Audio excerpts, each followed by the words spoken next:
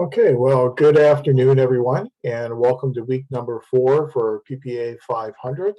A couple more people hopefully will be joining us in a few minutes, but it's 4 o'clock, so we might as well get going.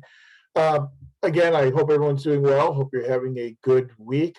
I do want to say thank you for everyone who submitted the initial skills self-assessment. All those that have been submitted, I have provided some feedback. The feedback is essentially just saying, good, honest assessment, because that's really what it is. It's just an assessment.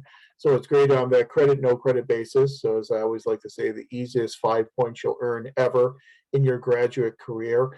But please do make sure to go in and make sure you've got a grade and feedback, because I know there are a couple that had some formatting issues. I was having difficulty downloading and opening. And so if I was having difficulty downloading and opening, I put a comment in the feedback box so that you can then resubmit that. And if you're still having trouble submitting it via the Dropbox, let me know, and you can always submit via email, and then I can upload the grade to the Dropbox. But those are now behind us and done, so thank you very much for doing those skill self-assessments. Also, thank you very much for your beach board essays and your responses to classmates. I think everyone did a really nice job of identifying 3 of those core principles of the ASPA Code of Conduct that may be difficult for them or for their organizations.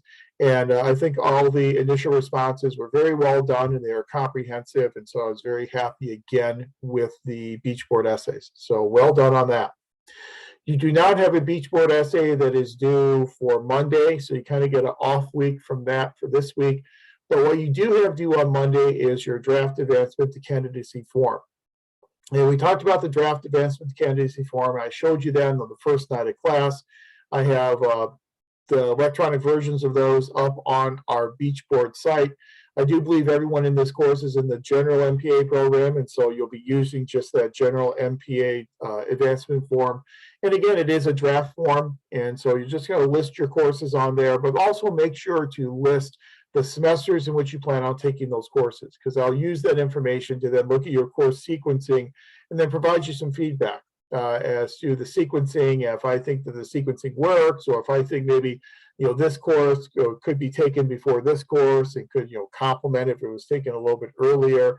The one big thing to make sure of, as we said on the first night of class, is that the semesters for all of your core courses are going to occur earlier than the semesters in which you're going to take 697, because all core courses must be complete before you will be given the permit to register in 697.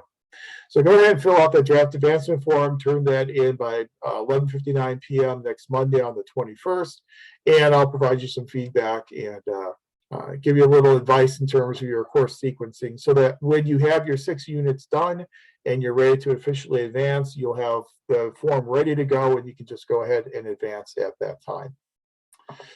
So that's what's due on Monday. Now, you probably also noticed in 2 weeks, on the 28th, you have the midterm assessment that is due. And as we discussed in the first night of class, this assessment is something you'll be working on over the next 2 weeks. So I've made the midterm assessment available to you in our beach board site, so you can go in there and review it and get working on it anytime that you would like. In answering the questions on the assessment, you can use all the information that's at your disposal, whether that be our textbooks and the articles and the classic text, the sessions that we have here on Tuesday nights. All of that information is all then fair game for you to use in doing the assessment. There are not necessarily right or wrong answers in the midterm assessment. What you're doing is you're justifying your answer. And so if you say this is the most appropriate approach or concept or skill in this situation, then just justify why it is the most appropriate, and you can certainly earn full points. But I thought, because I don't know how often people have done these types of assessments before, so I thought it would be useful for us to go through the midterm assessment and kind of show you what it's all about, go through each of the scenarios and the questions, so we're all comfortable with what's on the midterm and what you're being asked to do before you're actually going to go out there and do it. So let me shift a couple of things around here so that I have the ability to Scroll down. Okay, so here's the midterm assessment. I'm sharing it with you. Hopefully you can see the midterm assessment on your screen. If you cannot see the midterm assessment, let me know in text chat or open your microphone and let me know. But as we said, this assessment consists of 5 different scenarios, and we have 2 questions related to each one of the scenarios. The assessment, again, there are no right or wrong answers. We're going to evaluate your responses based upon your justification of the answers that you give. And we're also not looking for the best answer, because we're here in the world of public administration, and we all know what we have learned over the past 150 years of public administration literature is that there oftentimes is not one singular best answer, but rather we're looking for the quote unquote most appropriate answer. So which answer fits most appropriately in this given situation? You will, once you complete the midterm assessment, you'll then upload it to the Dropbox in our Beachboard site, just like you uploaded your initial skills self-assessment. There's a different folder then for the midterm assessment, and you'll need to upload that then by 11:59 p.m. on February 28th. So let's spend a little bit of time going through the assessment and looking at the scenarios and the questions. So scenario number 1 looks at Madison and some of these foundational principles of our Constitution and our nation. So the first scenario, our work as public administrators is predicated on the protections and limitations contained within the current manifestation of our Constitution. And we spent one night going through the Constitution and going article by article and amendment by amendment. Assume that you are a delegate at the Constitutional Convention, and you are part of Madison's faction, advocating for replacing the Articles of Confederation with a new constitution. We talked a bit about the success that Madison and the Federalists had at convincing the Anti-Federalists that we didn't just need to amend the Articles, but we needed to get rid of the Articles and replace them with a brand new constitution. So your first question here, 1A, present an argument for abolishing the Articles of Confederation. So you're putting yourself back in the time of the Constitutional Convention, and you are a delegate in Madison's faction. So present this argument for abolishing the Articles of Confederation by discussing 3 primary weaknesses within the document. And we didn't go through every element of the Articles of Confederation in class. The articles were provided for you on our Beachboard site. We did highlight some of the deficiencies in the articles. So in your argument here, you're going to try and argue for abolishing the articles by laying out at least 3 of those primary weaknesses. Be sure to not only identify the weaknesses, but also present a compelling argument for why these weaknesses may be considered fatal flaws in the Articles of Confederation. So the weaknesses that you select to discuss, those 3 weaknesses, should be profound enough that you can convince the Anti-Federalists that the Articles of Confederation need to go, that there are such fatal flaws that we can't really save the Articles of Confederation. Then in 1B, you're going to present an argument designed to convince your fellow delegates, many of whom are considered anti-federalists, why they should trust this new constitution that you and your fellow federalists are proposing. In presenting your argument, include a discussion of 3 positive aspects of this new constitution that may appeal to your anti-federalist colleagues. Feel free to use Federalist number 39 in crafting your answer. So as we know, when we talked about previously, Federalist number 39 is one of the 3 Federalist papers I provided for you on our Beachboard site. And in Federalist number 39, that's where James Madison is trying to allay the concerns of the Anti-Federalists and citizens of New York by showing them how this Constitution is not dissimilar to what they currently have now. And he then goes through the Constitution in very painstaking detail and looks at each component element in the Constitution and asks the question, is that national or is that federal? National meaning centralization of power at the national level of government. Federal, in this context, meaning states' rights and state sovereignty. So feel free to rely upon Federalist number 39 then in answering question 1B. So that's kind of our constitutional underpinnings type of scenario. Then in scenario number 2, we're going to put you into the position of being a lobbyist, a well-paid, even though you're a new lobbyist, you're still a very well-paid lobbyist in Washington, D.C. So you've just started a new job with Kelman and Associates, a large advocacy firm ensconced within a historical brownstone on K Street in Washington, D.C. And if you've ever spent any time in Washington, D.C., you know that K Street is a street where all these high-power, very high resource, wealthy types of lobby firms and interest groups reside. And so this is on K Street. It's a very well-heeled interest group. Excited by the prospect of your new job, you leave on your first day to Capitol Hill to meet with members of the Democratic caucus to discuss a proposed piece of legislation designed to designate several hundred acres of Wyoming open space as federally protected territory. You are shocked to learn that you are one of many lobbyists who are scheduled to meet with legislators on this same topic today. In addition to you, there are drilling advocates from other advocacy firms. There are advocates representing the rights of indigenous people. There are many others who are also vying for the attention of members of Congress. So you're one of many. Reflect on your predicament. What does Madison tell us about multiple factions in Federalist number 10? And he tells us in Federalist number 10, gives us a couple of options for dealing with factions, and then tells us which option will work and which option won't work. Do you think Madison envisioned what you are experiencing in this scenario? Why or why not? Then in 2B, in the course of your day, you meet with Representative Roger McGreevey, a 10-term representative from the state of Idaho. As you begin to make your pitch for designating the land in question as federally protected open space, Representative McGreevey interrupts you. I have a keen interest in this bill because I own several acres of Wyoming adjacent to the land, several acres in Wyoming adjacent to the land in question. I am opposed to the legislation. Drilling means jobs and commerce to the area, and my land value will skyrocket if I vote against this bill and allow drilling to commence. After a long day of meetings, you head back to K Street, but can't stop thinking about what Representative McGreevey said. In your opinion, is what McGreevey told you an ethical violation? Should he recuse himself from discussions on the bill and any eventual vote? Why or why not?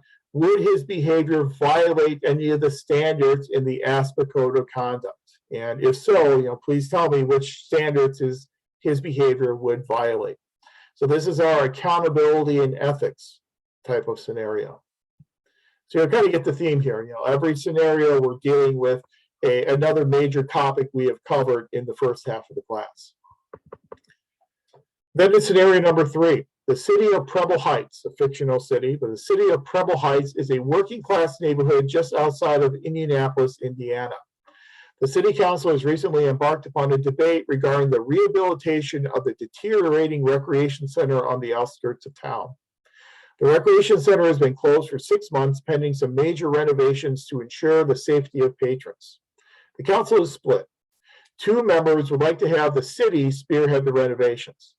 2 members would like to turn the renovation project over to a private sector contractor who has a reputation for getting projects done quickly. The city manager presents a study that shows turning over the renovation to a private contractor would mean that the recreation center would be renovated 3 months ahead of schedule and would cost 20% less than if the project was managed by the city. The 5th council member is undecided and needs some guidance. So in 3A, discuss some of the reasons why the private contractor may be able to complete the project quicker and for less money than the city.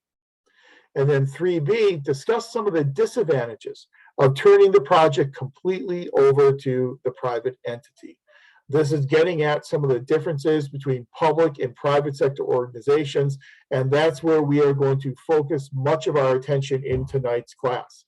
So after tonight's class, you will have the information you need to do scenario number 3. And scenario number 4. As discussed in class, there is still some controversy regarding public administration as a discipline. Some feel that public administration is a discipline. Others argue that it lacks the requirements of an academic discipline and is actually a subfield of political science. And we're going to talk about this controversy tonight. This debate can be seen in the location of MPA programs across the country. Many MPA programs exist within political science departments. Some are housed in a college of business, while others maintain status as standalone departments or colleges, much like our MPA program here at Long Beach. So 4A, discuss the field of public administration as a discipline. What elements of the study of public administration make it a discipline? What elements argue against public administration as a discipline?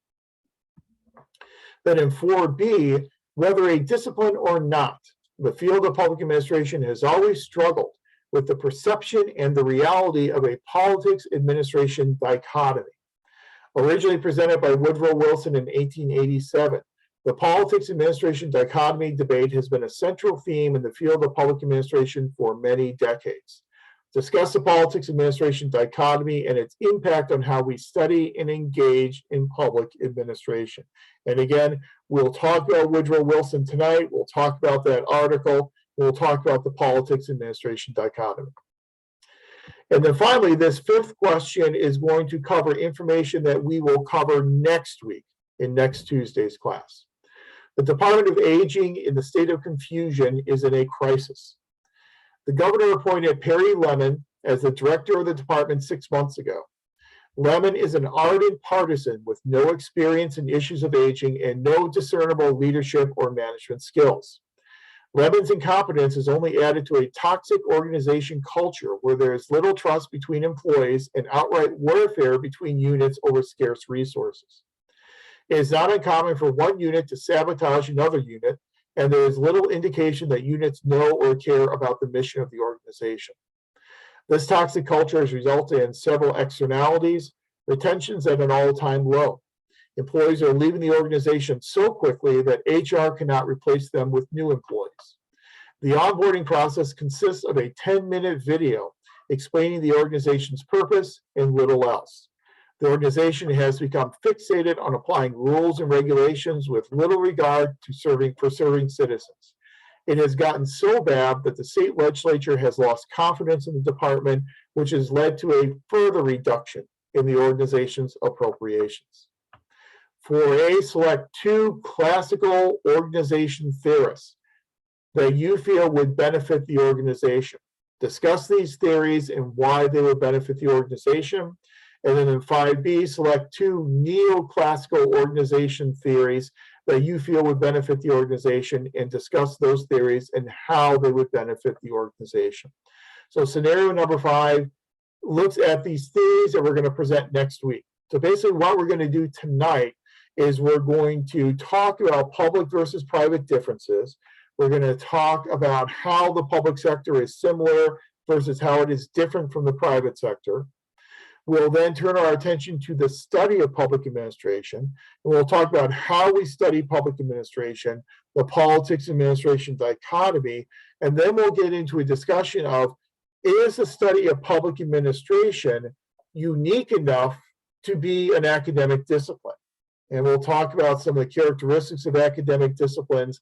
And then what we'll then do next week is, if public administration is a discipline, all disciplines have their own unique set of theories and approaches. So next week, we'll talk about those unique theories and approaches that are used for studying public administrative agencies and public organizations. And then all that information you then need to do scenario 5, you will get by the end of the class session next Tuesday. So that's the midterm assessment. What I would again recommend doing, since you have 2 weeks to work on this, the first few scenarios, you already have the information to answer those. We've already talked about that. You've already read the Federalist Papers that I assigned. So you're well versed enough to go ahead and do those first few scenarios. So I recommend going ahead and working on those scenarios so that when you get the information tonight, you can then do scenario 4. And then when you get the information next week, you can then work on scenario 5. Now, the natural question in this assessment is, well, how long should my answers be? And my answer to that is my favorite answer to everything, which is it depends. It all depends on how you approach the answer. But you will need to give a strong justification for why you think your answer is most appropriate. Typically, on the assessment, the answers to each question are usually 1 to 2 paragraphs. And you can usually get the job done pretty well in 1 or 2 paragraphs. Maybe on some of them, like when I'm asking for 3 weaknesses in the Articles of Confederation, you may want to have a separate paragraph for each one of those weaknesses. But be as concise and be as parsimonious as you can possibly be with your answers. That's what we're interested in, not only in this class, but throughout your time in the MPA program. We're very interested in parsimony. Can you say what you want to say using the fewest words possible? Because for those of you who are currently working in public agencies, you know there's a huge time crunch. And if you're asked to provide some information, you'll probably do it in the form of a memo, and it'll be a relatively brief memo. President Reagan, when he was president, was famous for saying, don't give me a memo more than 1 page. And he wouldn't read memos that were more than 1 page long because he wanted the information very concise and very succinct. So try and be concise with your answers. 1 to 2 paragraphs for each of the questions, I think certainly suffices. So that's a midterm assessment. Any questions on the midterm assessment? One quick question. Where is it located on Beach Board? Good question. Yeah, it is under the content area. So when you click on content on the left side, you should see a link there for midterm assessments, and you can click there and it'll be available for download.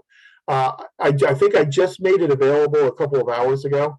So it's been hidden up to this point in time. I'll double check when we're done with class tonight, but it should be under that content area of the class.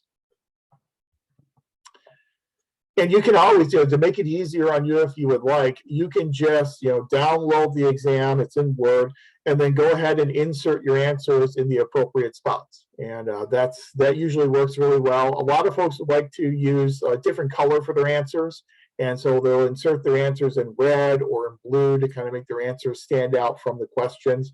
But I think that's a really good way to do it because it makes it easy for me to grade, and it also makes it easy for you to organize your answers and make sure that you're answering each of the required questions and that the right answer is associated with the right question. Okay, as you work on this over the next 2 weeks, I assume that you may have some other questions. If you do have other questions, feel free to send me an email. I am traveling later this week, and so I am leaving town on Thursday morning, and I'm not coming back until Monday evening. So I will have access to email, but I probably won't be checking my email throughout the entire day. I'll probably just check my email in the evenings at the hotel. So I still will be able to respond to you, but if you don't get a response immediately like you usually do, just know that I'm waiting until the evening to respond at the hotel. So just keep that in mind when you email questions, but feel free to email questions that you may have at any time. Okay. Okay, let me stop the share there. And let me go ahead and share out our slides for tonight. And like I said, we have several topics that we're covering tonight, but all of our topics are related to each other. And so they all kind of build on each other, and one topic kind of leads into the next.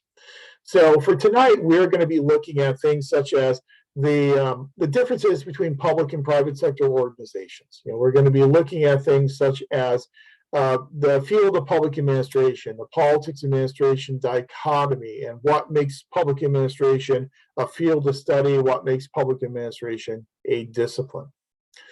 So before we get into some of the differences between public and private sector organizations, and hopefully you can see the slides here, let's talk a little about the size and the scope of public administration. Because we know public administration, the scope of public administration is absolutely immense. We encounter government bureaucracies and public administration pretty much everywhere in our everyday lives. When you think about when you get out of bed in the morning, the bed that you are sleeping on, that mattress that you are sleeping on, adheres to certain safety requirements, consumer safety protection requirements. The pillow you put your head on has certain consumer safety requirements. The toothpaste that you use has to pass some stringent requirements before it can actually be sold. The breakfast that you have, food safety and the regulation of food safety is a major role of the federal government. And so there's government intervention there as well. When you get into your car, the safety of your vehicle is certainly going to be subject to safety regulations. The gas you put in your car, it's going to be subject to certain regulations. It's also going to be subject to gas taxes, motor fuel excise taxes at the federal as well as the state level. The roads you drive on are paid with public taxpayer money, so on and so on. So I think sometimes citizens, when they say, get government out of my business, I don't think they oftentimes step back and realize just how intertwined their everyday lives are with government bureaucracies and public administration. So public administration, government bureaucracies, they're everywhere.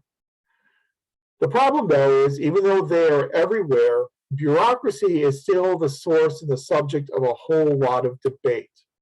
Our goal and our hope is that in the public sector, we can engage in efficient and effective program implementation while still being held accountable for our actions to elected officials and people.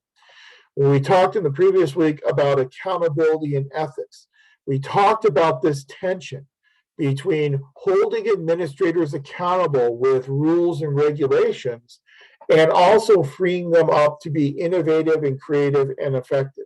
And sometimes those two goals certainly do work against each other. They sometimes work against each other so much that the bureaucracy has a pretty negative association. When people hear the word bureaucracy, they usually think about inefficiencies, they think about corruption, they think about gridlock. Usually negative thoughts and words come to mind when they hear the word bureaucracy. The study of public administration really is the study of public bureaucracy. So the question then is, well, what's a public bureaucracy? Public bureaucracy refers to the public organizations, these formal, rational systems of relationships between people vested with administrative authority to carry out public programs. So basically, you distill that down. Public bureaucracy is about organizations, public organizations that implement programs and implement policies in order to try and meet the wants, needs, and desires of citizens.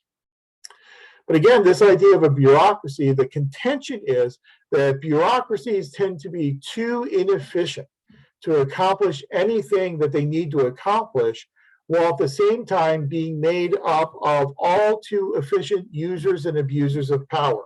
Well, that's kind of a fancy way of saying that the organizations themselves are viewed as being inefficient, but the people who work in those organizations are oftentimes seen as being efficient at abusing the power and abusing their office. So again, very negative connotations associated with this term known as bureaucracy. And there was actually a really good book that was published several years ago. In fact, now it's probably 4 or 5 decades ago, so it's a very old book. But it's a book called The Case for the Bureaucracy. And it's written by a man named Charles Goodsell. And Charles Goodsell, in his Case for the Bureaucracy, made this argument. He said that the bureaucracy is held in very negative light by members of the public. It has a really bad reputation. But it has a bad reputation because people usually base their opinion of the bureaucracy on the last interaction or experience they had with a bureaucratic agency. So they may have 100 interactions with a bureaucratic agency, but 99 of those may be good, but if that final interaction, that last interaction is negative, then that's going to change their entire opinion of the organization and bureaucracies in general. If they have one negative experience with one organization at one level of government, that's going to be enough to then affect their perception of the entire bureaucracy as a whole. So the argument that Charles Goodsell makes is that we as administrators need to be proactive at showing the public the good things that our organizations do and showing the public just how intertwined their everyday lives are with government and how what government agencies do have a direct and positive impact on people's everyday lives. So Good Cell really envisions administrators as taking on this proactive role to kind of market public organizations and the bureaucracy to the public to try and improve that negative image the bureaucracy typically has. So we're studying bureaucracies, we're studying organizations primarily in the field of public administration.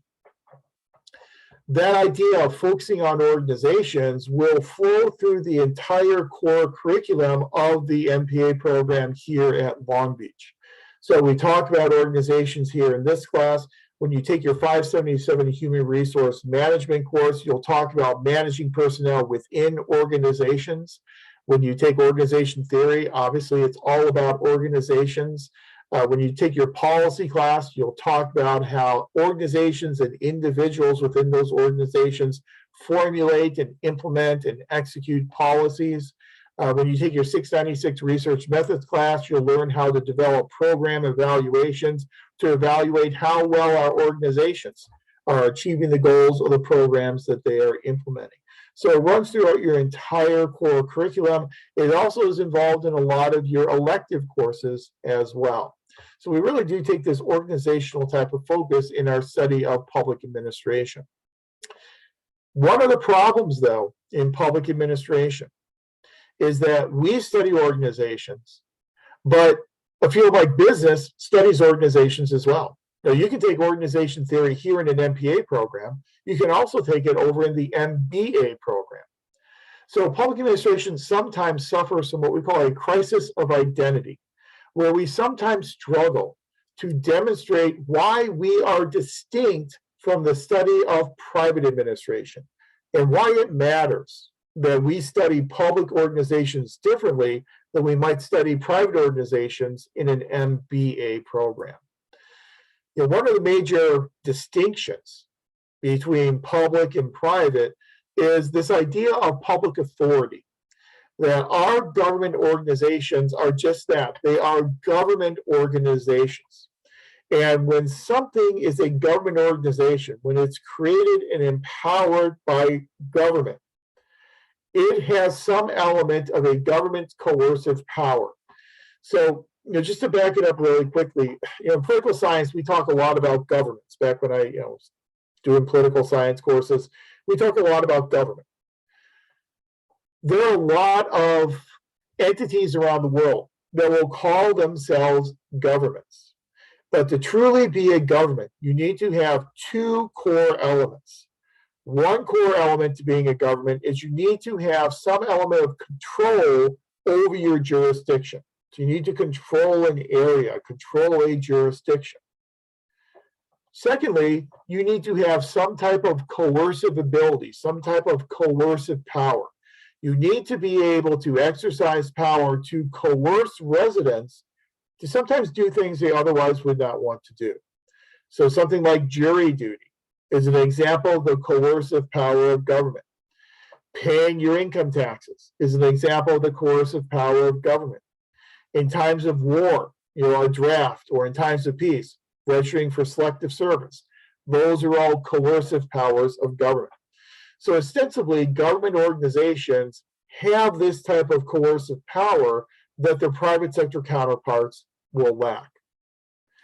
Also, some of the processes that we engage in public organizations are going to be done in a fundamentally different fashion than how they may be done in the private sector. And we'll get to some of those characteristic organizational processes of the public sector in just a couple of seconds. Another major difference between public and private sector is that the public sector gets involved in both policy formation, the creation of policy, as well as execution, the carrying out of that policy. Private sector organizations are sometimes involved in policy execution, but they're oftentimes not involved directly in policy formation. Certainly, you can be a corporation that forms a public action committee, a PAC, and then you can contribute to candidates to try and influence their votes in policy formation, or you may hire lobby firms to go and try and affect the way in which members are writing pieces of legislation. You can do that kind of an indirect fashion, but you're usually not directly involved in policy formulation the way in which the public sector will be. So public sector is involved in both formation as well as execution. Private sector typically is sometimes involved in execution, but very rarely directly involved in formation. And I use the terms formation and formulation interchangeably. So when you get to your policy class, sometimes your instructors will say policy formation, some will refer to it as formulation, but I use those two words interchangeably. Another way to highlight the difference between public and private organizations is in terms of what they can and cannot spend money on. There is this piece of legislation at the federal level known as the Federal Anti-Deficiency Act. And the Anti-Deficiency Act forbids government officials from spending money on anything unless it is explicitly authorized by law. So unless they have specific authority to spend that money, they're not allowed to spend that money. Contrast that to private organizations. Private organizations can spend their money on anything they want as long as it's not prohibited or forbidden by law. So in the public sector, we can only do what's authorized under law. The private sector can do anything that is not prohibited, as long as it's not prohibited by that law. And this may sound like kind of an arcane difference, but it was of practical significance not too long ago. In the Trump administration, we had a budget stalemate between the Trump White House and the Congress. So the final date to pass the appropriation bills is September 30th, and those bills then have to be signed by the president on October 1st when the new fiscal year begins. Well, for all those spending areas where Congress has not yet passed appropriation bills and the president has not signed those bills, then all those agencies and organizations in those areas lack the authority, the legal authority to spend money. So in that budget stalemate between the Trump White House and Congress, it was very early on in the Trump administration. I want to say it was 2018 maybe. It was before COVID. What had happened is that the Department of Treasury was one of those departments where its appropriation bill still had not been passed by the beginning of the new fiscal year. As we all know, our good friends at the Internal Revenue Service are part of the Department of Treasury. And so what the Trump administration was doing for economic stimulus is they were getting stimulus checks sent out through the IRS. And it was the IRS's job to send these stimulus checks out to citizens. Well, the IRS couldn't operate because they didn't have a budget. So they didn't have enough people there to get those stimulus payments out. Trump administration knew that they had promised these stimulus payments, and if the stimulus payments weren't going out, that would have some really negative political ramifications.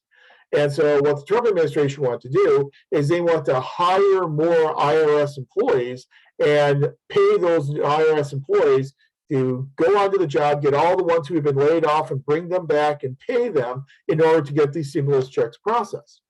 Well, the Anti-Deficiency Act says you can't do that. If you don't have an appropriation to pay those people, you cannot just magically make an appropriation as the president. That's got to come from Congress. And so this Anti-Deficiency Act actually had some practical significance not too many years ago. But I think it's a really good way to underscore, again, the differences between public and private sectors. Public sector, we can only do what is authorized under law. Private sector can do whatever they want as long as it's not forbidden by that law. But I really think that the core of the discussion of differences between public and private sector organizations probably flows best from this Graham Allison article that you were assigned for this week, looking at public versus private sectors and if they are alike in all unimportant respects. So I will ask you, so we can get a little discussion going and I can stop talking for a while. Based upon your reading of the Graham Allison article, what's your primary takeaway from the Allison article? What was Allison telling us about public versus private sector?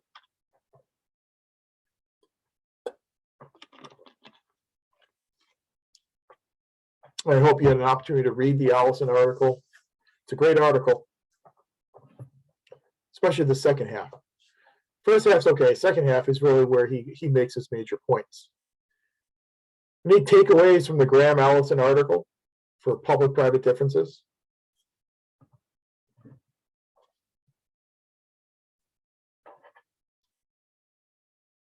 Are public and private organizations alike? Are public and private organizations different? Or is the answer yes to both those questions? That yes, they are alike in some respects, and yes, they are different in other respects. It's a yes on both, right? Yes, they are similar in some respects, but yes, they are also different in other respects. How are they similar? Well, they're similar in terms of what we refer to as generic management theory. And this is something you're going to run into in some of your future courses in the program. It's called generic management theory. Generic management theory argues that managing is managing, regardless of the sector where that management occurs. So the types of things we do in managing a private organization are similar to the types of things we do managing a public organization. So just from a very general perspective, you're the manager of an organization. What do you do? What are your jobs as a manager? What do you do on a daily basis in managing an organization?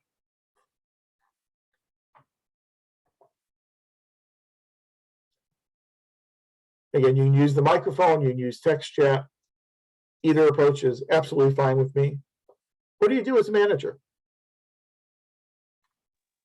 Typically, you're managing people. Absolutely. Yeah, you have to manage people. If you look at your budget in an organization, whether it's public or private, 80 to 90% of the money you're spending is going toward personnel costs, going toward salary and benefits. And so a lot of your time is spent managing human resources, managing people. Regardless of if you're in the public sector or the private sector, you got to manage people. And that's kind of what's called the staffing function. And you have to hire people. You have to train people, onboard them. You have to allocate work among people in your organization. You have to evaluate their performance. You have to try and motivate them for higher levels of productivity. You have to provide them professional development opportunities. Sometimes you have to sanction and discipline those employees. And unfortunately, sometimes you need to terminate. That's all part of this staffing, this personnel function that goes on in both the public as well as the private sector. So absolutely, you manage your personnel. Anything else that you manage as a manager in an organization other than just personnel directly?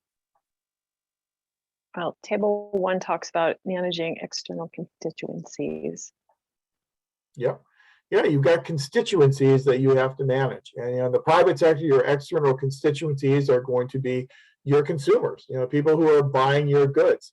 And you need to produce a good that's going to be attractive for them to buy at a price that they're willing to spend. And you got to make those constituents happy.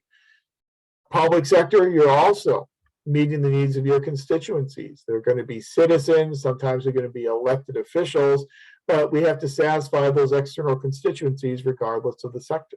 Absolutely. Any other things we do as managers?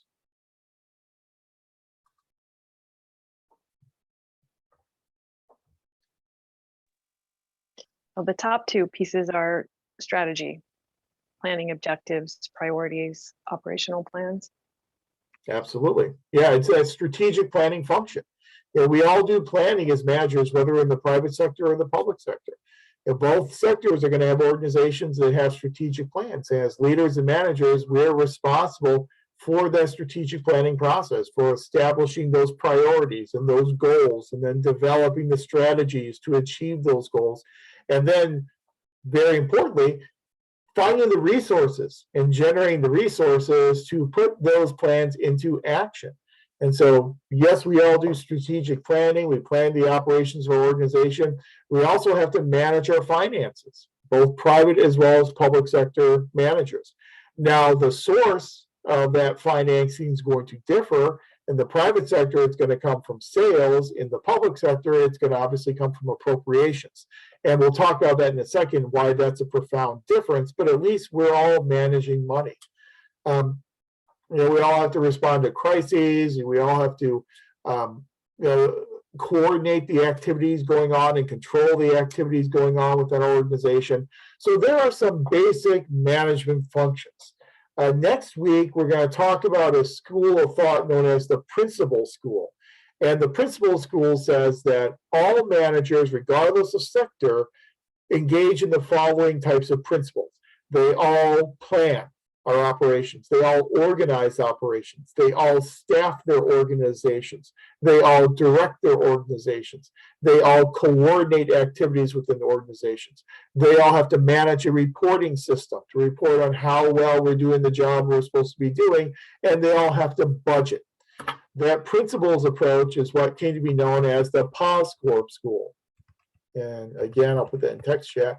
That's just an acronym for planning, organizing, staffing, directing, coordinating, reporting, and budgeting. That's the idea that everyone does that, regardless if they're in the public or if they're in the private sector. So generic management theory says, here are all the things that are common between the public and the private sector. And Allison recognizes all those similarities. But the important thing about Allison is he says, yes, the what is the same. The difference is in the how we do them. So yes, we all staff our organizations and engage in personnel human resource management. It's how we do it that is different in the public sector. Yes, we all have to budget and get resources into our organization and manage those resources, but it's how we get manage those resources in the public sector that is different. Yes, we all plan, but how we plan is different, and so on and so on. So the what is the same, generic management theory, the what's the same. The difference, though, is how we do these things between the two sectors. So let's take a look at some of those specific how differences, if you will, and how the processes differ between the different sectors. So the first thing we mentioned is that we manage personnel, we manage human resources, and 80 to 90% of our budgets will go to salary and benefits. So obviously it's a major part of what we do managing our organizations. The difference, though, is typically in the private sector, those employees we're hiring are at-will employees. So they are hired on an at-will basis. They're much easier to hire. You can hire them much quicker, but you can also fire them as well much quicker because they serve at the will of the organization. In the public sector, we have career civil service protections. And so instead of at-will employees, we have career civil servants. Those career civil servants have certain protections to make sure that if they ever are sanctioned and ever are dismissed, that they are being sanctioned and dismissed for cause. So when you're dealing with career civil servants, when you hire folks, it's a much longer hiring process. It's not unusual for a hiring process in a public agency to take anywhere from 4 to 6 months, whereas in the private sector, it could take 4 to 6 minutes. So it's a much protracted type of hiring process in the public sector. How you allocate work in the public sector will be guided by civil service regulations. We have position classification systems in the public sector that you don't necessarily have in private sector organizations. So how you pay people and how you decide who does what work will be based upon their classification of their position in this position classification system. Overlay on top of that, you then also have a collective bargaining process that occurs in a lot of organizations. So employees have career civil service protections, and then overlaid on top of that, they also have protections from the collective bargaining process and from the contract that's been negotiated by their bargaining unit. So basically what we are saying is that you've got a lot more limitations in the public sector on how you manage personnel as compared to what you see in the private sector. Performance measures. We measure performance in both sectors as well, but the way we measure performance in the public sector is different than the private sector. One of the primary differences is that the outcomes that we're using for performance measurement in the private sector tend to be much more objective and much more quantitative than they are in the public sector. So if you've got someone working on an assembly line in a private sector factory, you can literally measure the number of units, acceptable quality units that that person is creating on a daily basis. That's a really easy objective measure of performance. In the public sector, if you have employees who are interfacing with citizens to try and solve citizen problems, to try and provide benefits to citizens, it becomes a lot more amorphous. If you think about, well, our goal is to enhance the quality of life of our citizens. But we can measure quality of life, and people have tried it. People have put together indices for quality of life, but it's a much more subjective way of measuring performance. Then the results of that measurement of performance is different as well. Again, in the private sector, if someone is not performing, you can dismiss that person and replace them with someone else. In the public sector, if they're a career civil servant, and especially if they have collective bargaining protections, if someone is not performing the way in which you want them to perform, you must document the training opportunities that you provided to that person to remedy their performance, and then measure their performance again. If their performance is still subpar, then you have to provide more training opportunities for that person, and so on and so on. And you cannot dismiss that person until you have documented all of these subpar evaluations and all of the training opportunities that you provided to that individual. Competing standards. We serve many masters in the public sector. As we had talked about previously in a previous course, we serve the executive branch, we serve the legislative branch, and we are also influenced by the judicial branch. We have many masters. If you're at the local level, you then also have the state government and the federal government that you are oftentimes held accountable to. If you're a private sector organization, a corporation, you're accountable to your stakeholders, your shareholders, but that's about it. If you're getting a good return for your shareholders, your stock value is going to go up, and that's who you're accountable to.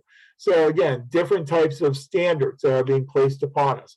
In the public sector, because we have these many masters, we can have competing standards. So we could have the chief executive holding us to one standard, and then members of the legislature holding us to a different standard, and courts holding us to an even different standard. So these standards can differ and they can compete with each other. Obviously, there's public scrutiny in both the private as well as the public sector, but clearly that public scrutiny is much, much heavier and more profound in the public sector compared to the private sector. Persuasion. More persuasion. We do use persuasion in both sectors, but more persuasion is needed in the public sector. And more persuasion is needed in the public sector because we are very limited in how we can, for example, manage our personnel. We have to manage within these career civil service and within these collective bargaining parameters. So we have limitations on how we can manage our personnel. So we have to persuade them. We have to motivate them through persuasion. So a lot more persuasion in the public sector. A lot more oversight in the public sector as well. As we said, our agencies are created out of enabling legislation that comes out of legislative bodies. Legislative bodies then hold this oversight over these agencies. In the previous class, we talked about the principal-agent relationship and some of the problems in that principal-agent relationship. But that principal-agent relationship is all predicated upon this idea of oversight. And there needs to be some legal oversight of what we do in the public sector, much more so than what goes on in the private sector. So I think Graham Allison is really useful to us by differentiating between the what and the how. The what we do is similar, the how we do it is what is really different. And usually whenever I ask folks about, well, what's the big difference between public and private sectors, the natural answer is, well, in the private sector, there's a profit motive. In the public sector, typically there's not that profit motive. And I think that's absolutely true. And it is one of the big distinctions between the two sectors. I would argue, though, that that profit motive is a necessary but not sufficient difference between the two sectors. It is necessary because it does exist, but it's not sufficient alone to distinguish between the two sectors. Because when you think about it, there are nonprofit organizations that are private, non-governmental, so they're not part of the government, but they're also nonprofit.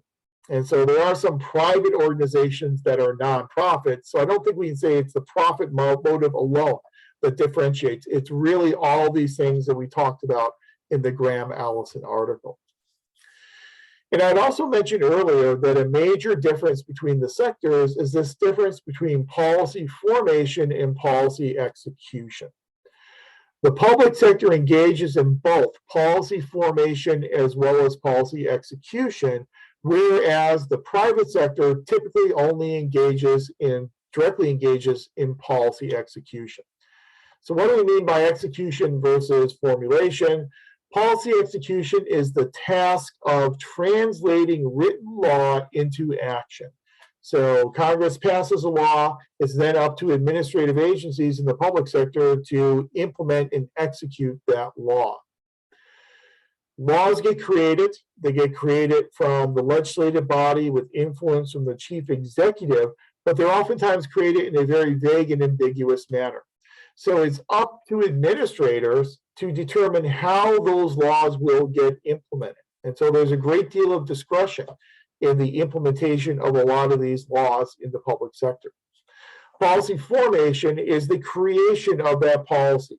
And so before the policy is made, public administrators actively advise elected officials. So they are involved in advising elected officials on how to craft these policies and how to craft these programs. Then after the policy is passed, then they're also active in making sense of what that policy means and how that policy can be implemented. The old civics approach of saying, well, the legislative body creates the law and then administrators implement that law, that's really an outdated mode of thinking because there's a lot of discretion that is involved in how agencies actually implement and execute that law. So the question becomes, well, why has the public sector and why have public administrators gotten so heavily involved in policy formation and not just stayed in the world of policy execution? I think one explanation is the increased technicality of public policy. Our problems have become much more complex over time, with a lot more moving parts to them than maybe 20 or 30 years ago, or 50 or 100 years ago. So complex problems oftentimes require complex solutions. So our policy answers are complex.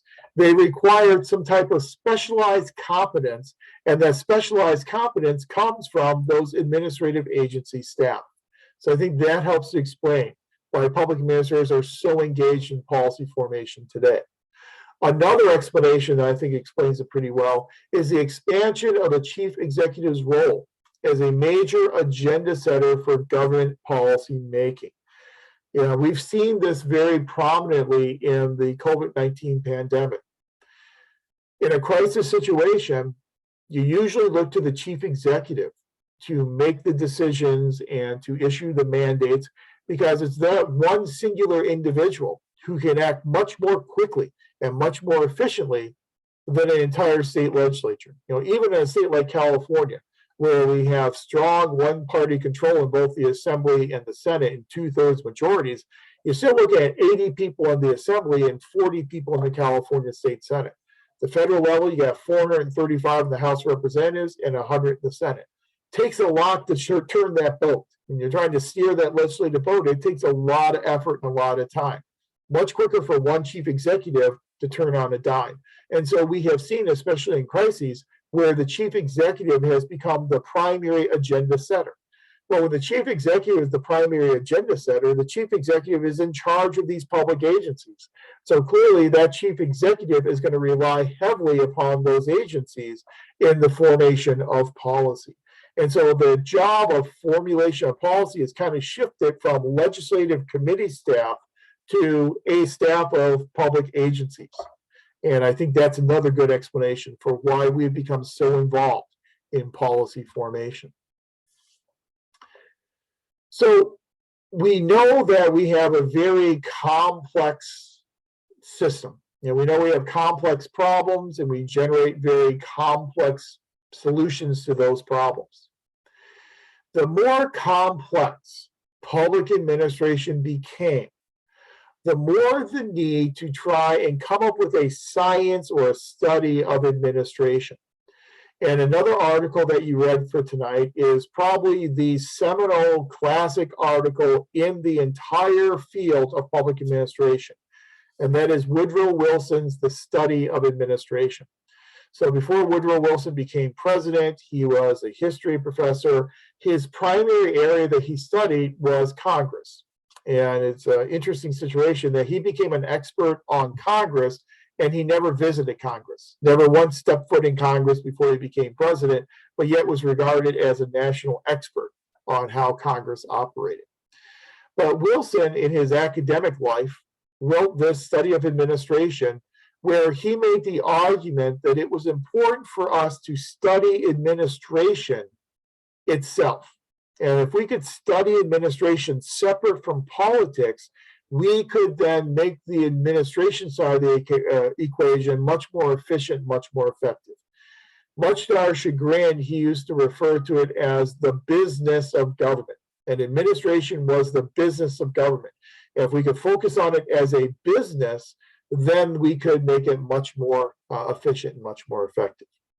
Now, I think we would be remiss talking about Woodrow Wilson if we didn't address the fact that his legacy is being very heavily scrutinized over the past several years. Princeton University, which had their School of International Affairs named after Woodrow Wilson, has since taken the name off the building, taken the name off the school. There's really a revisiting of the legacy of Woodrow Wilson because of a lot of his opinions on race. And so I think we really do need to recognize that. We're not extolling the virtues of Woodrow Wilson as an individual. We would never do that. But we do have to recognize that this article that he wrote way back in 1887 is kind of the seed of what eventually will become the study of public administration. So Woodrow Wilson was very interested in how we can do the quote unquote business of government better. And he thought we could do the business of government better if we could separate it from politics. And then what we could do is we could borrow all these innovations from other countries and apply them to our administrative system to make our administrative system more efficient and effective. Let me give you an example of that he discusses in the article. If you've read the article, you've seen this. He talks a lot about the British civil service system. And civil service, as we know, is a system whereby people are hired based upon their merit. You get hired based upon your qualifications. You don't get hired based upon who you are, what family you came from, what political party you belong to. You get hired based upon your qualifications and your expertise. That's civil service. We did not invent civil service in this country. Civil service existed for years before we adopted it. One of the major influences on Woodrow Wilson was the British system of civil service. And the British system of civil service, they had examinations. And so if you wanted to get a job in the British civil service, you would have to take an examination. That examination would measure your expertise and your knowledge to do the job. You scored well on that examination, you could then become a civil servant in the British civil service system. At that time, in the 1840s and the 1850s, when the British civil service system was really gaining steam, here in the US, we were in what we call the era of patronage, the era of spoils, where people got hired for jobs in the federal government, not based upon their qualifications and their expertise, but rather they got hired based upon their political party. And they got hired based upon which candidate they supported. If you support the winning party and the winning candidate, you had a good chance then of getting a job in government. The old adage is, to the victor go the spoils. Hence the reason why it was oftentimes called the era of spoils. Wilson was concerned that that era of spoils intermingled politics and administration too much. So he wanted to kind of separate the two so we could then borrow innovations from the British civil service system and put it into our administration. And what he wanted to do is he wanted to borrow things like the exam system. He wanted to borrow things such as entry into the civil service system. And if we could borrow those, put them in our system, we could become more efficient at the business of government. So this is what came to be known as this politics administration dichotomy. That if we can separate politics and administration, the study of politics and administration, then we can use all these other great ideas other countries have in our administrative system. However, one of the problems with the way in which Wilson's politics administration dichotomy is often taught is it's taught as this clear break and separation between the two worlds of politics and administration. It is important to note that in Wilson's work, there's a really important line in there where he refers to politics as being the touchstone of administration. So even though he says if you separate the two, you have a study of administration to make it more efficient and more effective, he recognized that politics would always be the basic touch point for any administrative reforms that we brought into the US. So yes, we can borrow innovations from the British civil service system and apply them in our administrative structure. However, when we do that, we have to modify those innovations to make them match our political culture. And give you a couple of examples of that. One example was the examination system. So Wilson said, yes, we can borrow the examination system from England, but when we apply it in our system of administration, we have to realize that we expect more openness and we expect more ability for people to participate in their governance. So what we need to do is adopt these exams, but make them a system of open examinations where anyone who is interested in the position could sit for that examination. In the British civil service system, it was a system of closed exams. And you had to qualify first before you were even allowed to take the exam to then get that job. So he wanted to take closed exams, make them open, to make them better match our American political culture. In the British civil service system, when you joined the civil service, you started at the bottom. So, I mean, you could have been a high-ranking management official in a private sector corporation, and you decide you want to join the public sector in Britain, you want to make a difference. Well, you then start at the bottom, and you then have to work your way up. Wilson argued, if we're going to do that in the US, we're going to have that type of entry, we're going to have to make it lateral entry. So we must allow for people in the private sector to make the lateral jump into a public sector agency. That they can go from a senior management position in the private sector to a senior management position in the public sector. Again, to make it fit our American political culture a little bit better. So I think it's always important to note that Wilson always had that eye on politics and realized that any administrative innovations had to match our unique political culture. Now, today we realize that there is not really a distinction. There's not that big of a dichotomy between politics and administration. We know that public administrators are very much involved in policy formulation. So we know there's a blurring of the lines between politics and administration.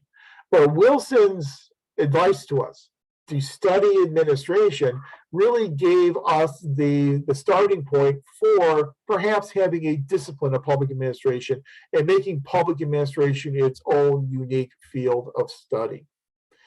But even though we got this blurring of lines between politics and administration, we also have to recognize that the motivations and behaviors of policymakers, elected officials, and public administrators are much different from each other. They're motivated by different types of things and they behave in different types of ways. Elected officials, the policymakers, are motivated primarily by the prospects of re-election. Administrators are oftentimes motivated either by good policy and trying to make sure you're meeting the wants, needs, and desires of the public. Sometimes they're motivated by their desire for career advancement within the organization, but they don't have the same re-election motivation that policymakers will have. But again, that's this idea of this politics administration dichotomy, and that's why sometimes people refer to Woodrow Wilson as being the godfather of the study of public administration. So we've got this study of public administration, and we recognize that there's a reason why we want to study public administration separately than studying private administration. So you see, we're kind of moving closer and closer to this whole elephant in the room, which is public administration a discipline?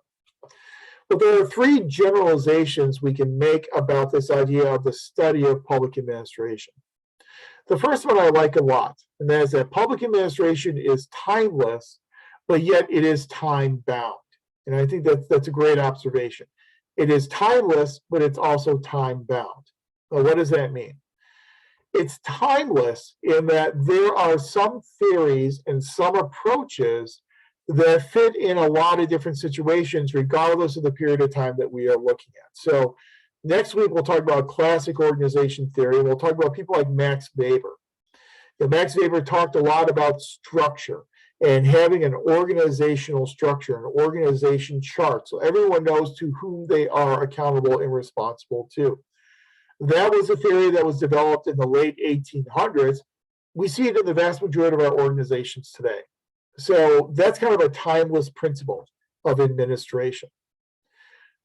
However, it's also time bound in that we know that the way we manage organizations today will be much different than the way in which we managed them in the 1950s or the 1960s. Today, we have values such as social equity and the promotion of social equity that really didn't exist as values of public administration in the 1950s and 60s.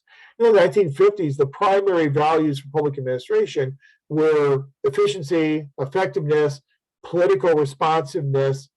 Now we have social equity, protection of individual rights, representative bureaucracy. And so administration really is an artifact of its time as well. So there are some timeless principles, but how we actually do the administration is probably going to be a function, an artifact of the time in which we are doing that administration. Public administration is universal, our second principle. It's universal, but it's also culture bound and varies according to the situation. Again, there are some universal principles in public administration. For instance, if you want to motivate someone to put forth more effort in the organization, you provide them with incentives that they value. There's a theorist, great name, and you'll learn about him more in your organization theory class, but a great theorist by the name of Vroom. And that literally is the man's name, Paul Vroom. It's V-R-O-O-M. And Paul Vroom has what he calls expectancy theory. And it's just that. He says if you want to motivate employees, you provide them with the incentives that they value. And if you give them incentives that they value, you will then motivate them to provide more contributions to the organization. So if you want to get this report done, and you want people to come in, employees to come in on a weekend to get the report done, you need to motivate them. And so you can motivate them to come in on the weekend by providing them with some things that they value. And so they might value recognition. They might value being employee of the week. One person may value that, one person may not value that. So you provide that to the person who values it. The person who doesn't value it, you have to provide them a different incentive. So that's kind of a universal maximum of management, how you motivate people with incentives. But we also have to realize that every organization has its own unique culture, its own unique system of norms and values and assumptions and expectations. There's an entire school in the organization theory literature called organization culture from Sheen and others. And we'll talk about it next week, but it postulates that every organization has its own unique culture. So some theories are universal, but they need to be adapted to the unique culture of the organization. And then the third principle is public administration is complex, but it's intelligible only by simplified models or step-by-step combining of models. So it is complex. We understand that, and it's becoming more and more complex every year. Indeed, we didn't mention the Woodrow Wilson article, but one of his arguments for the need for a focus on administration was that public administration in 1887 had become so complex that we needed our own field of study to study it. Well, if it was complex in 1887, imagine how complex it is today. So it's complex, but we can explain it and understand it through our normal model building approach to research. So we can put together models to help explain this complex phenomenon that we know as public administration. So anytime you're dealing with something that is complex and you have to build theories and models to help explain it, that again gives us a reason and a rationale for public administration as a discipline. I know it's about 5:15 and we still have more to cover in terms of getting to our eventual question of, is public administration a discipline? So let's go ahead and take a break. It's 5:15. Let's take a break until about 5:30 so you can grab something to eat or whatever you need to do. We'll come back at 5:30, and then we'll talk about this idea of complexity, how we deal with complexity in studying public administration, and then what does that mean for making public administration an academic discipline. So take a break, come on back at 5:30, and we'll finish up our discussion. Hopefully by the end of tonight, you'll have the information you need to make your own decision about whether or not public administration is truly its own academic discipline or just a field of study within a different academic discipline. So take a break and come on back at 5:30.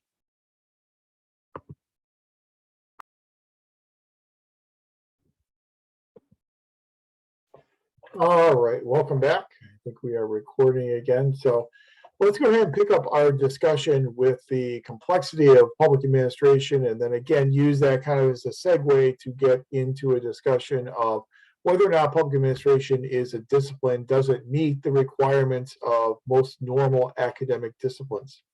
So we know Woodrow Wilson told us over 100 years ago that public administration is becoming more and more complex with each passing year. And we know that, again, all these years later, it's even more complex than it was then. So when you have a very complex phenomenon that you are trying to study, you're probably going to need to build models and theories to try and understand and explain the complex phenomena that are going on. But typically, the more complex the system is, the more complex the phenomenon is, the less likely it is that you're going to be able to explain that phenomenon through just one single model. So typically what we end up doing is we end up generating multiple theories and multiple models to try and explain what's going on in our public organizations and behaviors that are being engaged in by our public administrators.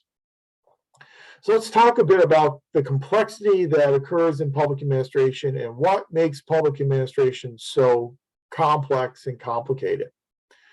But one of the complicating factors that makes public administration very complex is the interconnection between policy making and execution that we've talked about several times already tonight. You really have this bleeding over between politics and administration, between policy formation and execution. And whenever you have that bleed between those two endeavors, you're going to have a very complex and complicated situation. We know that there are a lot of different moving parts in public administration. We have, at the federal level, hundreds upon hundreds of departments and agencies. At the local level, we have well over 10,000 different local governments across the United States. All of these agencies and departments and governments are all trying to accomplish their goals and oftentimes accomplishing very similar goals. So you've got a lot of coordination that goes on between all these agencies, departments, and different levels of government. Any one federal program is going to be administered through the state and the local level. And so you've got three different levels of government involved.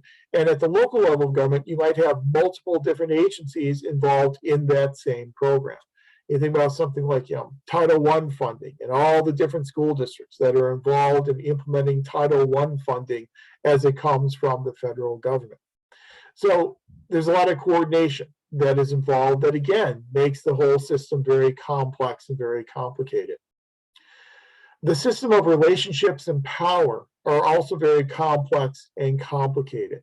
We spent some time in an earlier class session talking about the idea of power and what power was and the different phases of power, and how power is utilizing resources to persuade someone or influence someone to do something they otherwise would not do. Different agencies certainly have different sources of power. They have different amounts of power, and they exercise that power in different ways based upon the relationship with other parts of the public administration environment. So again, that makes it very complicated. Which phase of power are they using? Are they using what Gaventa calls overt power, or mobilization of bias, or co-optation? Organizations and public administrators are doing what we call floating in the seas of time. And we've already mentioned this earlier, that every time period will suggest a different orientation for our managers, our administrators, and for our organizations as well. We have different organizational structures within our organizations. Some of our organizations are very top-down in nature. Some of our organizations are very bottom-up in nature. Those top-down organizations have that tall hierarchy with one individual at the top, and as you move down the organizational structure, you encounter more and more and more employees. Most of the decision-making in those top-down tall hierarchies occurs at upper levels of management and leadership. You have some organizations that are much more bottom-up in the way in which they operate. They're much flatter types of hierarchies, where a lot of the decisions occur at the lower levels of the organization. So how's the organization structured? You've got all these different structural approaches that you can use in your organizations, again, making it much more complicated and complex to study those organizations. Information. The amount of information and who holds that information, where that information comes from. Gets back to our principal-agent relationship. It's not always as easy to oversee our agencies as we normally would think it would be because of these information asymmetries and because the information is not in the hands of the individuals who are doing the oversight. Our organizations also are organized differently in terms of headquarters and field offices. Some of our organizations are very centralized in one office, in one building. Other organizations will have field offices spread across the entire United States. So the Department of Agriculture has a main office in Washington, D.C., but then has regional and field offices that are spread across every state in the United States. And values. We had talked in an earlier class about the core values of public administration: effectiveness, efficiency, social equity, protection of individual rights, representative bureaucracy, political responsiveness. But with all those different values, again, you have conflict between those values. And some organizations that emphasize certain values versus other organizations, again, just leads to a lot of this complexity and a lot of this complication to public administration. The more complexity, the more complication, obviously, the more need to have some unified approach to how we study public administration. As we said before, the reality of public administration is very complex, and it's oftentimes too complex to be explained by one abstract theory. You need some concrete, measurable operational definitions in order to understand complex situations. And those operational definitions in the public sector are sometimes difficult to generate because of the very nature of the public sector, because of the more vague, ambiguous nature of what we do in the public sector. It's also not really possible for us to settle on one single model or one single theory. One model, one theory will not be enough to get the job done. We are going to have multiple models and multiple theories to help explain such complex and complicated organizations as we have in public administration. So all that does is it leads us to this culminating question of, is public administration a discipline? Yes, public administration is complex. Yes, to study complex types of phenomena, you need to have some rules. You need to have some norms and values and expectations of how you're going to study that much complexity. So that would suggest a discipline. But before we can actually definitively say whether or not we think public administration is a discipline, or even if we can make that determination, I think it's important for us to understand what is a discipline and what are the elements of an academic discipline. So you'll think about all these different disciplines that are offered, at Cal State Long Beach. We've got a lot of different academic disciplines across campus, a lot of different undergraduate and graduate majors. You got history, you've got sociology, you have psychology, you have business, you have engineering, the list goes on, and we're talking literally hundreds upon hundreds of different academic disciplines across the campus. So my question to you is, what makes a discipline a discipline? What makes an academic discipline an academic discipline?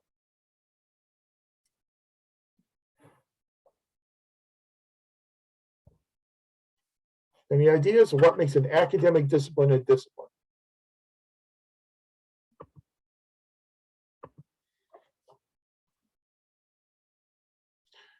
Think about how you would study phenomena in, say, history as compared to how you would study it in sociology or psychology. What are the differences in how you study these things?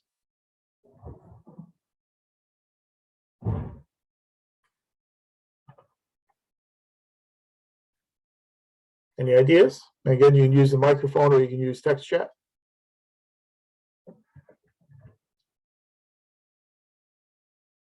And think about your undergraduate major, the discipline for your undergraduate major. You know, how did you study things in your undergraduate major?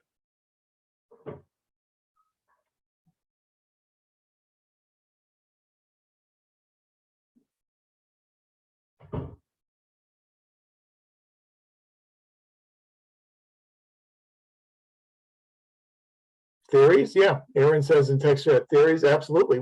You have different theories that you use in one discipline compared to another. Those theories are based upon research. So we have different research approaches that we take. You know, you think about if you're in the field of psychology and how you would develop your theories through research in psychology. Oftentimes you're studying human behavior when you're in psychology. And so you study that human behavior sometimes through direct observation. So you might, you know, in a lot of psychology departments, they have observation rooms that they have created in their buildings where you bring people in, you put them in the observation room, and you sit there and you observe how they interact with each other and how they behave. And that's how you do research in psychology. How you do it in sociology would be a little bit different. You're going to take probably more of a macro level approach than in sociology, where you're looking at trends in society and you're looking for a more macro level, as opposed to bringing actual individual human beings in to observe them like you might do in a psychological type of study. In history, you do a lot of your research through secondary research. You do it through, you know, getting, you know, historical writings and reading those historical writings of what was going on in that contemporary period of time. So you've got a different approach that you use in history.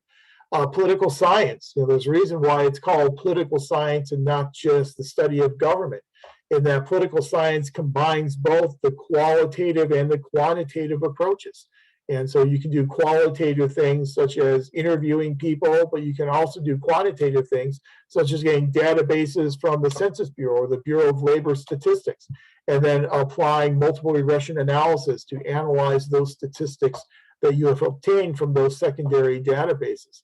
So the moral of the story here is that academic disciplines have different approaches that they use to doing their research and generating their theories. So they have different areas of focus and different ways of studying those different areas of focus. And I think that's what makes for an academic discipline. If those theories and those approaches to generating those theories and researching phenomena, if those approaches are distinct and different from other fields, then that gives us justification for why that field of study should be its own academic discipline. But I think that's the important point, is that it has to be distinctive enough to become its own academic discipline, as opposed to being a subfield within another discipline. So the natural question then for us is, you know, does the study of public administration demonstrate the normal elements you would expect to find in an academic discipline? Does it meet the criteria and the requirements for being an academic discipline? That's something that you are going to consider on your midterm assessments. And so I'm not going to come up with a definitive answer right here for you. This is what I want you to think about, and this is what I want you to talk more about in your midterm assessment about public administration as a discipline. But think about, is it distinct? Does it have unique approaches, unique expectations, unique theories? And are they unique enough to separate them from other academic disciplines? My graduate level training was in a political science program. My PhD is in political science. And I came from a very traditional political science doctoral program where public administration was a subfield within the discipline of political science. So I think I told you earlier, my comprehensive exam areas, public administration was one of my 4 areas of concentration in my PhD in political science. So at my institution that I came from, public administration was not its own standalone discipline. At a lot of other institutions, it is. You can go and get a PhD in public administration. You can get a doctorate in public administration. And the big difference between a PhD in public administration and a doctorate in public administration is how you're using those degrees. The PhD in public administration is a much more research-oriented type of degree, where you're getting that degree to probably become a faculty member or work in a research institute. That's the PhD in public administration. The DPA, the doctorate in public administration, is more geared toward folks who want to be practitioners. And so maybe they're a city manager or assistant city manager, and they go on and get their doctorate in public administration and then use the skills that they learned in city government. They're actually putting it in practice in the profession. But you can get either of those degrees. And so at some schools, when they offer those types of degrees, they're saying public administration is its own academic discipline. Here at Cal State Long Beach, you can get your MPA degree, your Master's of Public Administration. So that's a good clue to the fact that Cal State Long Beach looks at public administration as its own academic discipline. But again, there's not consensus on that. A lot of other programs still see it as a subfield within political science. There are actually some programs in the country that offer a combined MBA and MPA degree. Willamette University for years, up in Oregon, I believe it is, they offered a combination degree. And so what people would do is it depended upon the year where you were graduating. So in 1 year, the capstone project was a business-oriented project. The next year, the capstone project was a public administration-oriented project. And then the next year would go back to business. And they would alternate a business or public administration focus depending upon the year in which you were graduating. That's looking at public administration being part of business administration. As you know, my favorite answer is it depends. My favorite question is, so what? So I think we do have to broach the question of, okay, we're talking about whether or not public administration is an academic discipline. Well, so what? What's the upshot of that? Who cares if public administration is a discipline? I think the answer to the so what question is, once something is considered to be a discipline, it then begins to build its own culture and begins to build its own character in terms of how it goes about its business on a daily basis. And so I think once you have something determined to be an academic discipline, it is then distinct from other ways of studying phenomena in the world. And so I think it is important to be an academic discipline. But I want you to think about this, again, over the ensuing couple of weeks. And as you think about your midterm exam or your midterm assessment, you're going to be thinking about how you can justify your position that, yes, public administration is an academic discipline, or no, public administration is not an academic discipline. If you look at the faculty who teach here in our MPA program, we are a very interdisciplinary faculty. I think we have 3 political scientists. I think we have 2 with degrees in public administration. We have 1 with a degree in economics from Syracuse. We have another full-time faculty who has a degree, a PhD in organization behavior and human development, I think it is. So our faculty are very interdisciplinary. So even though we consider public administration to be a separate degree program, we don't all have degrees in public administration. And from the university perspective, that's caused some issues in the past. Whenever we go off to hire new faculty members, I know the last time we hired a new faculty member, the university came back to us because we had in our description a PhD in public administration or a closely related field. They came back and they said, well, you're a public administration program, so you have to hire someone with a degree in public administration. And our response to that was, well, the majority of our faculty don't have degrees in public administration. And the university was completely unaware of that, how interdisciplinary our faculty really are. So think about this, and I think it's an important question to try and answer, and it's an important question you'll be answering then on your midterm examination or assessment. I keep saying exam, it's really an assessment.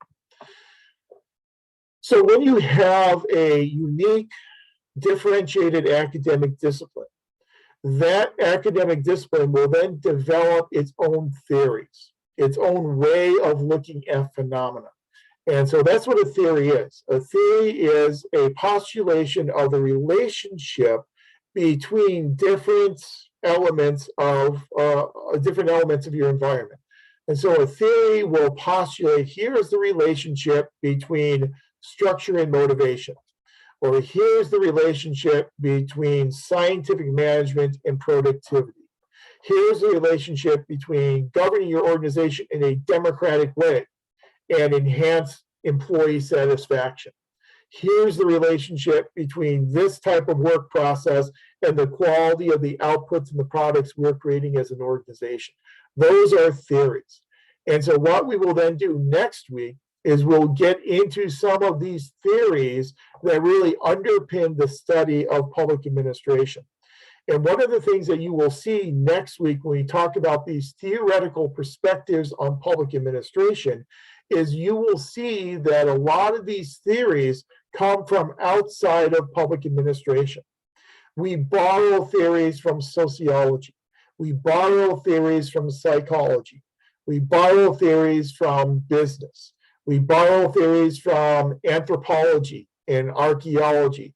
We borrow theories from engineering. We borrow theories from other disciplines and apply them to create our theories for why and how things occur the way in which they do in public administration. We are very interdisciplinary in the way in which we have generated the theories to explain what goes on in our public organizations. And that will then be our discussion for next week with these theoretical perspectives on public administration.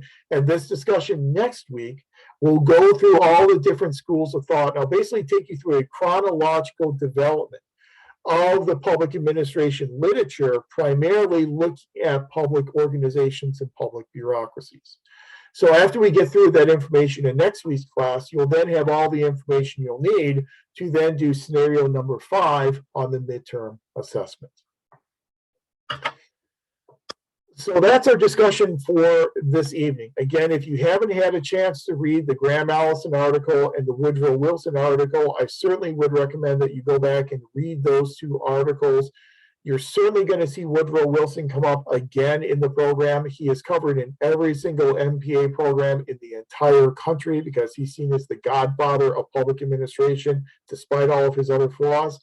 And the Graham Allison article, I think, is a really good, cogent way to identify the distinctions and differences between public and private sectors.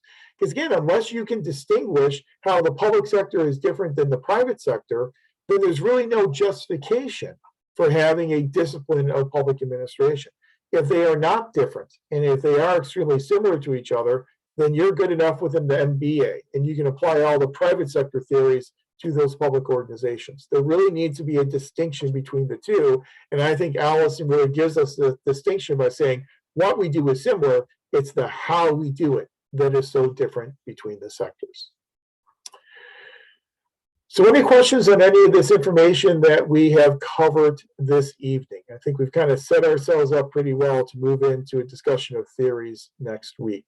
Any questions or observations at all on any of this material? I don't have a question on the material, but I do have a question on the piece that's due this week, because I'm in a different program. So I won't take up everybody's time, but maybe we could talk after. Yeah, it's a pretty quick answer. If you're in a different program, there's not a whole lot of utility for you to, put together advancement candidacy for the MPA if you're not in the MPA program. So I would say for that, you won't need to do that. I don't really think there's any reason for you to do it. So we can just, we can waive that if you're not in the program. I have some similar pieces, and I did do the advancement to candidacy in my program. It's just different than what you have posted. So I'll try to turn something in.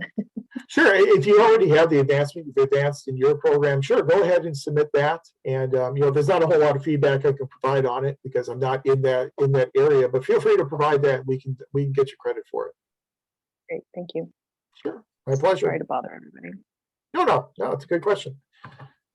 It's not unprecedented either. I mean, every semester there are folks from other programs, and so we've dealt with that situation before. So no worries at all.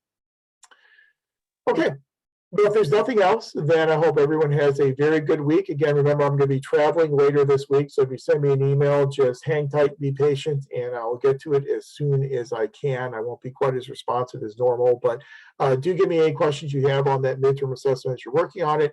The next Monday, you've got your draft advancement to candidacy due, and then next Tuesday, we'll get back into this discussion of theoretical perspectives on public administration.